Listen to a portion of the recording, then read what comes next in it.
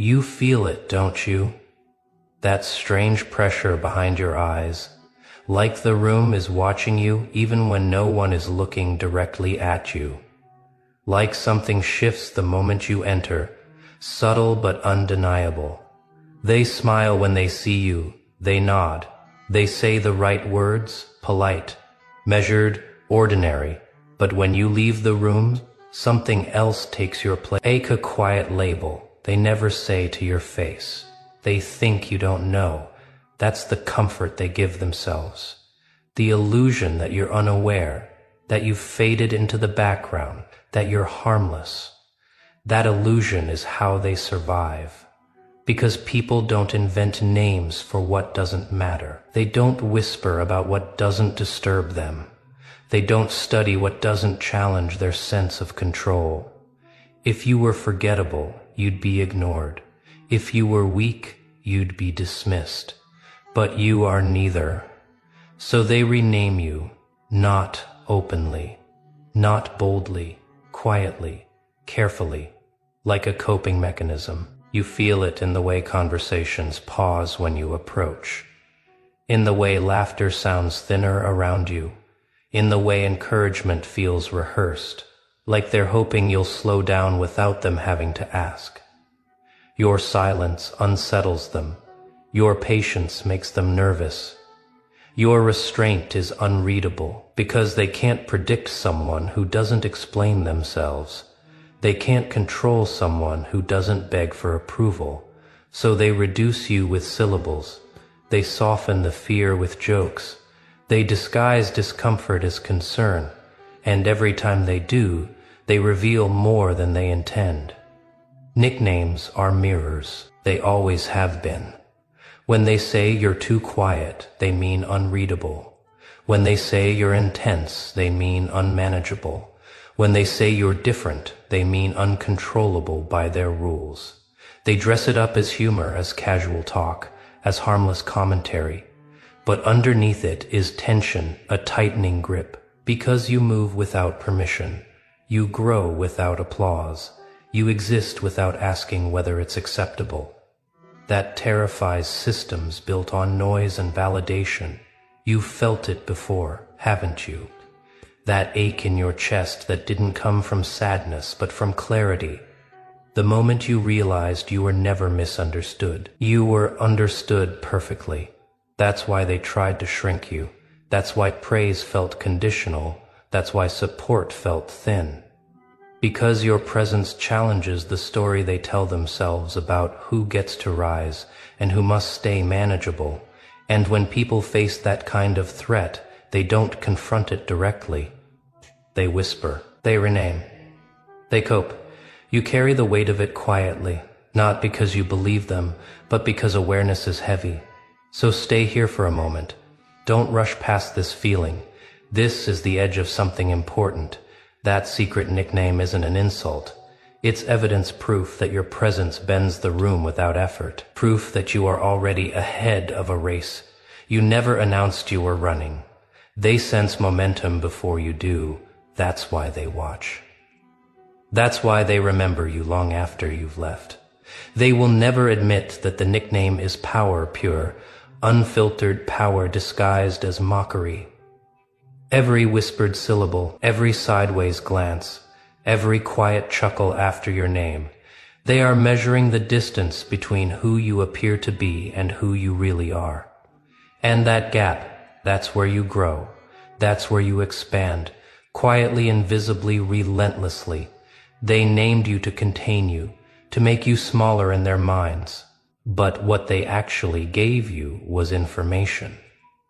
Every label they assign reveals what they fear most. Quiet means your mind moves faster than theirs. Intense means your focus doesn't scatter. Different means your freedom can't be copied. They are afraid because you don't fit into their templates. You don't follow their timelines. You don't need their permission. And fear always tries to rename what it can't replicate. Here's where most people fail. They hear the nickname and shrink. They adjust their posture. They soften their voice. They apologize for existing too boldly. but not you. You are not here to fit. You are here to move forward while they debate what to call you. That nickname is no longer a chain. It's a signal, a reminder that your impact is real, even when it's quiet. Let it sting once if it has to. Then let it sharpen you, because they are powerless without your reaction. Every moment you stay calm, you take their leverage. Every time you refuse to explain, you deny them control. Every time you move forward anyway, you rise. They will keep whispering, they will keep measuring. They will keep hoping you hesitate. That's inevitable. That's the cost of being noticed. But the truth is this, their words only matter if you carry them, and you don't. You observe instead, you watch how they use the nickname. Who says it with laughter? Who says it with caution? Who avoids saying it at all? Every tone tells a story. Every glance reveals insecurity. They think they're winning something by naming you. They don't realize they're mapping their fear for you. So detach. Don't react with anger. Don't react with apology. Reaction is oxygen. And you don't feed fires that aren't yours. That calm you hold. It's not emptiness, it's compression. It's strength gathering inward. Silence, when chosen, becomes leverage. Restraint becomes signal. And patience becomes momentum. You begin to move differently. Your timing sharpens, your focus narrows. You stop asking, do they understand me? You start asking, is this aligned? That question alone filters half the noise from your life. Some people drift away. They were only comfortable with the version of you they could predict. Let them go. Others grow quieter around you, more careful, more observant. They feel the shift even if they can't name it. This stage isn't loud. It isn't glamorous. It's deliberate. Sometimes lonely, but it's clean. No borrowed opinions. No false clarity, just you, your direction, and the discipline to keep moving without applause. Let the nickname follow you. Let it trail behind like proof of distance traveled. Because while they're still whispering about who you are, you're already becoming something they won't be able to name at all.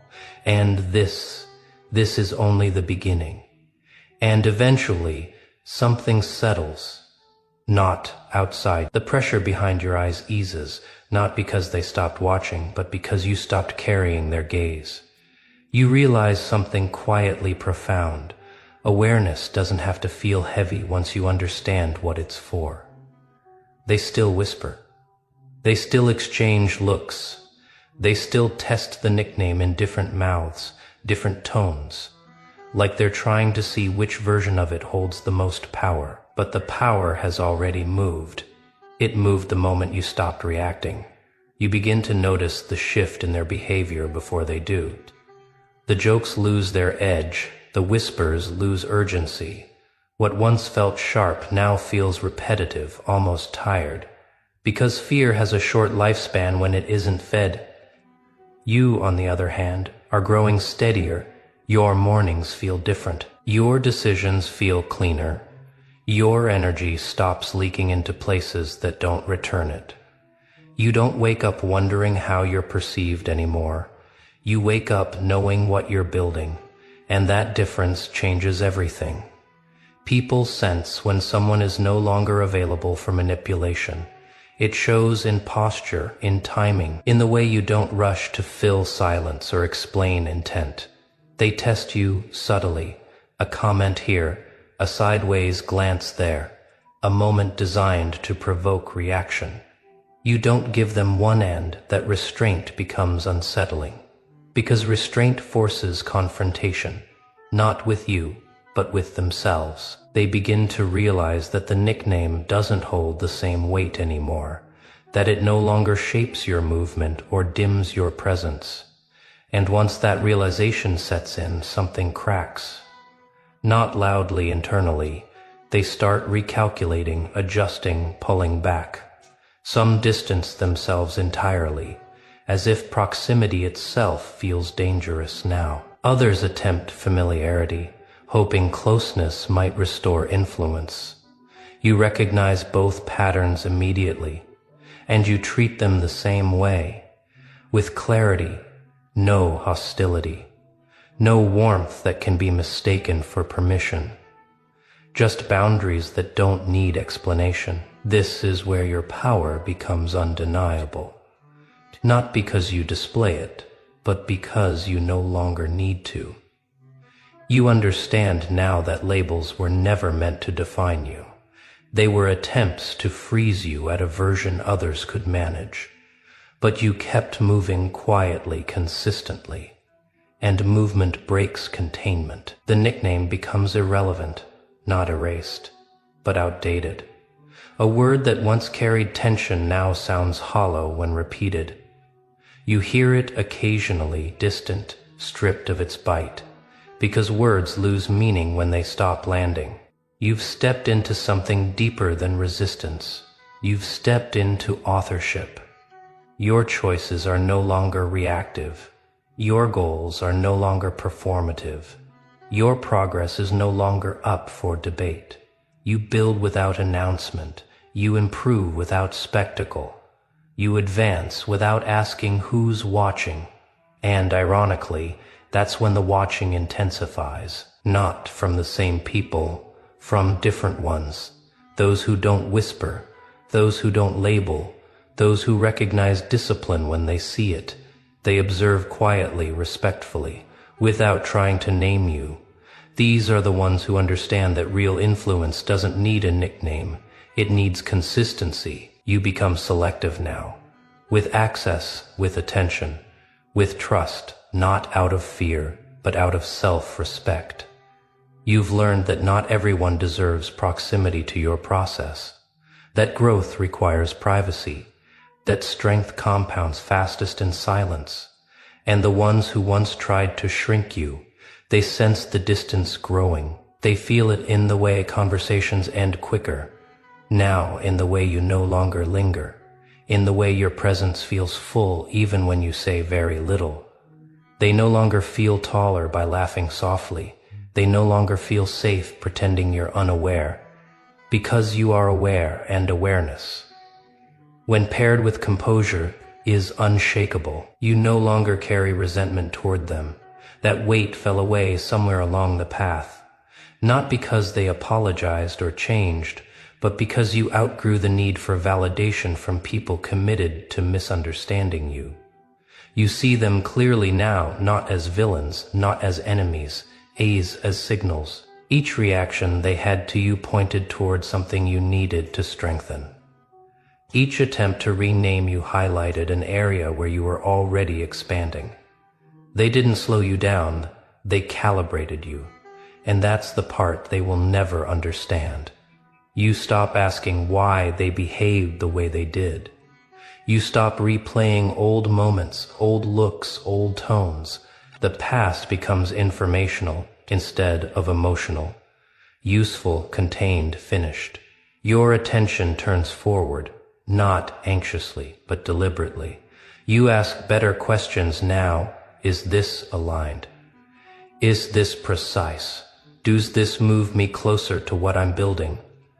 Not, will they approve? Not, will they understand? Approval fades. Understanding lags. Direction compounds. You notice how time bends differently when you're no longer distracted by noise. Hours become productive instead of draining. Days feel intentional instead of reactive. You're not rushing anymore.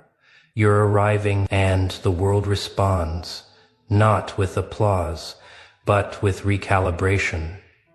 Opportunities appear quietly. Doors open without announcement.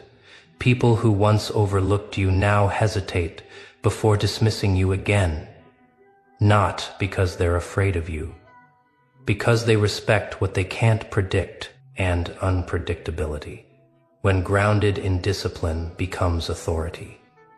You walk into rooms differently now, not scanning, not shrinking, not performing. You occupy space without asking if it's allowed. and that alone rewrites the dynamic. The nickname still exists somewhere, maybe, passed around by those who need it to feel oriented, but it no longer reaches you.